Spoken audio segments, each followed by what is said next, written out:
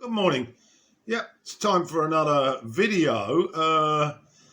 This vinyl collection set of videos, I feel I'm enjoying them, but they don't have the same depth as my traditional videos, but it doesn't seem to reflect any in the views. Much the same, very disappointing. But I've overcome my sort of depression on that. And basically, if you watch them, thank you. If you can't be bothered because you don't think the content is what you like, or because I wasn't born across the Atlantic, then no loss. So let's get started now with today's six, and I'm going down to get it out. Here we are. This is the first one. Okay, here we go. Soft Machine Third. This is a double album, and here we are. These four guys looking completely wasted. And this was released in 1970. It's a double album. That's the rear. Not much different to the front, really, but I'll try and keep it here. 4 sides of vinyl and 4 tracks, one per side. It's a very jazz rock influenced album. A lot of their psychedelia, well, nearly all of it really, had disappeared from the first 2 albums, and it's very much a jazz genre type of album.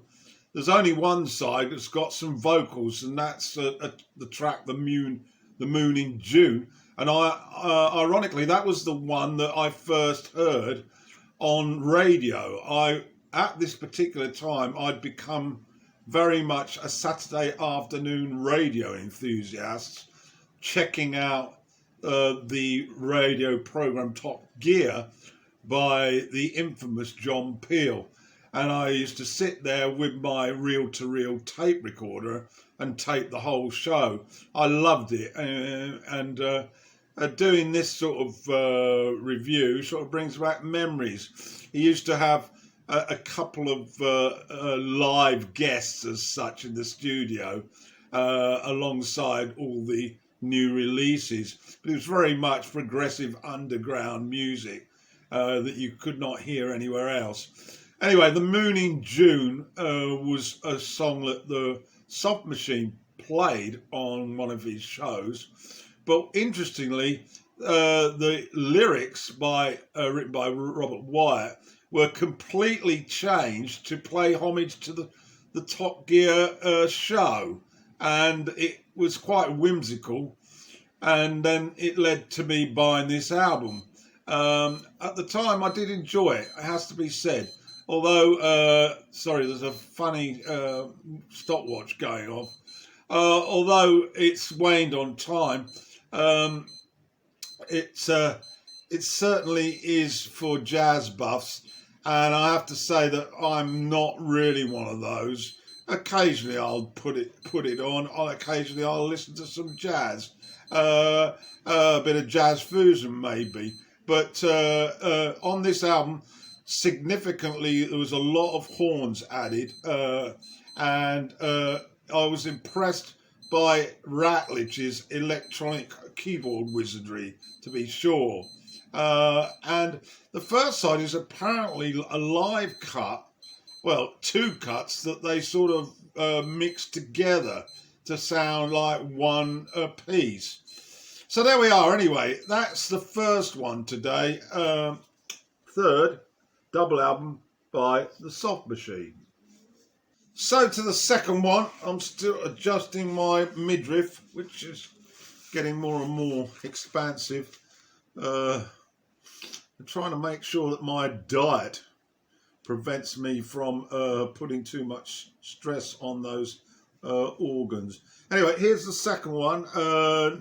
You can easily recognize this. This is the 1980 album by the boss, Bruce Springsteen, called The River. 20 songs, 4 sides, And I saw the promo tour for this in London, which I think was in early '81, and I actually was totally addicted to his music by then, and went to watch 5 shows, taking different friends to each show. Absolutely, all in a space of a week. It was, well, to say exhilarating is an understatement. We were transfixed, and we received in excess of 3.5 hours in 2 sets. And he basically played all of this album, virtually all of it. And so to say I love this album is an understatement. And the first side, emotionally charged up with The Ties That Bind. Then side 2, Hungry Heart, of course, his first hit single of such. And then the end of that side, the idyllically mesmerising title track. Then on, of course, a lot of that about his father's working scenario and his hometown. And then side 3, my personal favourite, Point Blank, very political, this one. And then the 4th side, the highlight, Drive All Night, brings me to tears. And of course, there was all the rock and roll party songs as well. Crush on You and Sherry Darling. So, great album. It's my second take on this vinyl collection, episode 3. Third offering then today, and this is Blood and Chocolate by Elvis Costello and the Attractions. Though you wouldn't note that if you looked at the front cover, apart from the written word, of course. And on the back, Elvis Costello decided to call himself Napoleon Dynamite. Now, this album returned the Attractions to the fold after that debacle regarding the previous record, King of America. And I remember reading an interview about some of the happenings that when that album was recorded in America. For example, Bruce Thomas, the bass player, turning up to the audition, sitting down next to this other guy and saying, "You're here to play on the album. What do you play?" And the session guy said bass, and Thomas basically dumbfounded because that's what he played. And Elvis was not a very, very nice guy at this time, and he sidelined merely the Attractions, apart from Steve Nieve, for most of that album. Anyway, Blood and Chocolate, they'd obviously all made up, and it's a return to the hard rocker of this year's model. I don't think it's as good as that, but it's pretty vicious in places. And the standout for me is the impassioned I Want You, very stripped back. And the opener, Uncomplicated, has some ferocious keyboards by Steve Nieve. I don't play this one that often. Well, I don't play the vinyl at all, of course. But I mean, I don't listen to this album a great deal in comparison to the others that he released in the 80s. And maybe this video will prompt me to get it on, because it's got some quality stuff on it. All the 80s albums really are top quality. So there we have it. Elvis Costello and the Attractions, Blood and Chocolate from 1986. And it's my third offering. Per the others, I'm going to do 6 vinyls. So here's the 4th one. This is an album called Red Card, released in 1976 by the band The Streetwalkers, which was the follow-up band to Family that I fell in love with at the beginning of the 70s. the creation of two men from Leicester, Roger Chapman on vocals and Charlie Whitney on guitar. This album has some memories for me. When I was about 20, around about this age actually, 22, I went to university in Cardiff after a spell at college. But because I'd had a grant from the local authority, when I went to university, I was reliant on income from my father for the majority of my stay. And I only stayed there a term because my father then had an illness. And so the money sort of dried up, and I wanted to be back home next to him anyway. But whilst I was in Cardiff, I was there with a very close friend of mine. We decided to go there together. I had to study business studies. But early on, in the first term, there was a gig at the university hall, Students' Union, and on the bill was a band called Streetwalkers. It was an absolutely awesome gig, but I can't remember too much of the detail. The bar in the auditorium sold Newcastle Brown Ale in bottles, and anyone familiar with that will know that it's a pretty strong beer. And I indulged a considerable amount, as did my friend. I managed to lose him, and I lost my memory as well. And somehow I managed to walk home to a relatively new place. How I did that, I'll never know. But I can't describe much about the gig other than the fact that it sounded terrific. So that's my little story about this album.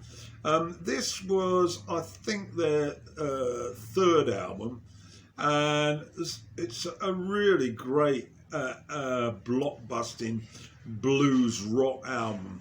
The highlights, the ferociously pacey Run for Cover, which opens the album, and the gorgeous blues finale, Decadence Code, which ends the album. There's also a cracking song called Daddy Rolling Stone, with a swashbuckling soul blues vocal from Chapman that really pierces your psyche. And it also included Bob Tench on keyboards, guitars and vocals. He's been recently added, and it really oomphed them up, I felt, and gave them a lot of more options, because Tench was a talented musician in his own right, and he's particularly powerful on Shotgun Messiah. So anyway, that's my take on this one, The Fourth Offering, Red Card by Streetwalkers from 1976. The natural light coming in on my right, your left. Not a lot I can do about this. I'm not exactly living in splendour here. Very cheap accommodation, which reflects the fact that my pension from the UK is adequate. In other words, because I left the UK so many years ago, I've not got a full state pension. Thankfully, prices here are much cheaper than the UK. So the monthly pension is just about enough to cover basic expenses. So let's quit the moaning about monetary pressures and get on to the fifth offering. And this is Rumours by Fleetwood Mac from 1977. So much has been said about this. When I bought it, I must admit I thought it was tidy, but I thought it was a little bit too pop and lacked a little bit of sort of oomph. And but I grew to it, and in my latter days now, I consider it to be a fantastic piece of work by the second edition of Fleetwood Mac.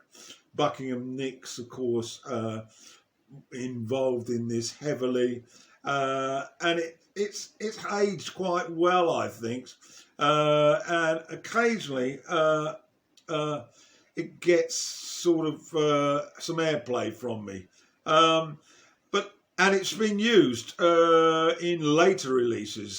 Certainly, the influence of the gentle pop sort of rock songs have come about on latter Fleetwood Mac albums. And recently I did a review of the new Lindsey Buckingham album, and I heard a lot of this album on his new set of songs. And quite rightly, it's probably the best album from 1977, and certainly the best Fleetwood Mac album for Mark II, in my opinion. So there we have it. Rumours, Fleetwood Mac. Beautiful picture on the front, isn't it? God, that Stevie Nicks. She's hot. Still hot today. As I say, I'm picking these out of a box. I've got 4 boxes here. And so the last one today is The Doors, their debut album from 1967. A classic album from that era that launched their career and enabled us to witness the power of one Jim Morrison, both lyrically and vocally. And behind him, of course, were 3 very, very tidy musicians. No bass guitarists, of course. Manzarek, Densmore and Krieger were those musicians. And Manzarek solved the issue of no bass in the studio. His love for the blues, and he also had a heavy liking for jazz music. But his solution came from the boogie-woogie piano that he played. And the left hand played all the bass parts.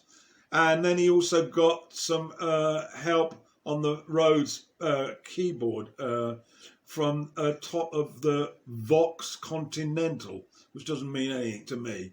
But it certainly provides that bass element. Although live, they did have session people playing bass. Manzarek was a bit of a musical genius, really, and he's certainly to the front here. The standouts for me has always been the last song, the epic, The End, mainly because Apocalypse Now was my favourite movie for a very, very long time.